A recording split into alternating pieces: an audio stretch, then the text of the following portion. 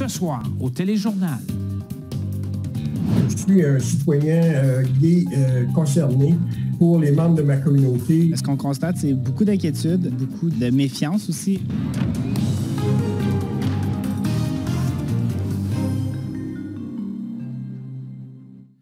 Bonsoir, mesdames et messieurs. Lentement, mais sûrement, la variole simienne continue de gagner du terrain au Canada. Jusqu'à présent, d'ailleurs, on recense plus de 800 cas au pays, dont plus de 700 au total en Ontario et au Québec. Ce sont d'ailleurs les deux provinces les plus touchées.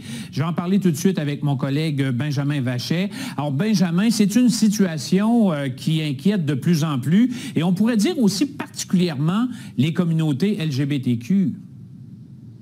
Oui, absolument, Daniel. Eh bien, tout simplement parce que selon la santé publique du Québec, la majorité des cas qui ont été confirmés jusqu'ici concernent des hommes qui ont eu des rapports sexuels prolongés et rapprochés avec d'autres hommes. Mais ce qui inquiète aussi la communauté, c'est le risque de stigmatisation. J'en ai parlé avec un militant francophone de longue date, Jean-Roch Boutin. Il fait un parallèle avec la situation du sida dans les années 90. Moi, j'ai vécu la crise du VIH de plein front. Et puis, on commence à sentir de plus en plus de discrimination, surtout quand on voit sur les médias sociaux, avec tout ce qu'on peut lire. Pourquoi est-ce que la communauté homosexuelle masculine est-elle plus représentée? Il y a plusieurs facteurs qui pourraient l'expliquer, notamment sa capacité à plus se faire dépister, en fait peut-être plus que le reste de la population. Et puis, il faut quand même rappeler que jusqu'ici, la variole simienne n'est pas considérée comme une infection sexuellement transmissible, c'est-à-dire effectivement que la majorité des risques pour la propagation, elle est surtout due, au-delà de l'orientation sexuelle, par la multiplication des partenaires. Ça reste le facteur de propagation principal. En gros, tout le monde peut attraper la variole simienne, selon Patrick Fillon. Mais tout ce que ça prend, c'est un contact étroit avec les lésions, souvent les liquides biologiques d'une personne. Donc, ce n'est pas un virus qui va se transmettre aussi facilement que ne le ferait, par exemple, la COVID, que l'on connaît très et trop bien depuis quelques années. Par contre, il faut être vigilant parce que ce virus-là va avoir tendance à se propager si on ne prend pas des mesures là, pour le contrer. Alors actuellement, on a 803 cas qui sont confirmés au Canada, des chiffres qui seraient peut-être sous-estimés selon des experts faute de dépistage.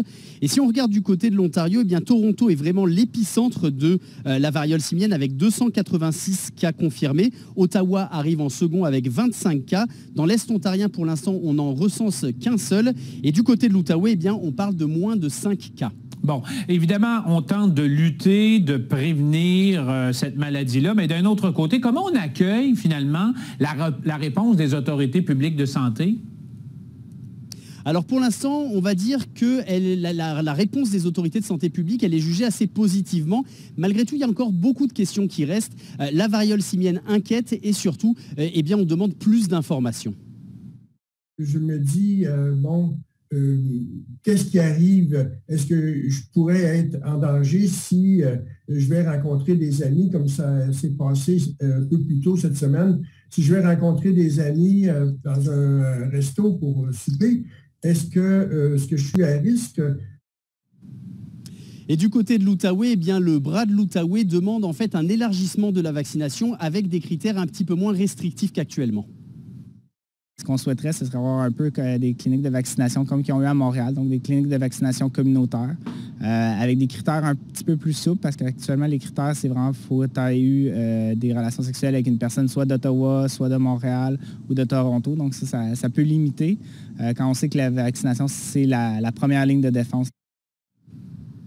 Alors du côté de l'Outaouais, il y a deux centres actuellement où on peut se faire vacciner. À Ottawa également, il y en a deux. Un qui est derrière moi au 420 rue Cooper et puis il y en a un autre sur la rue Clarence. Merci beaucoup, Benjamin. Bonne soirée.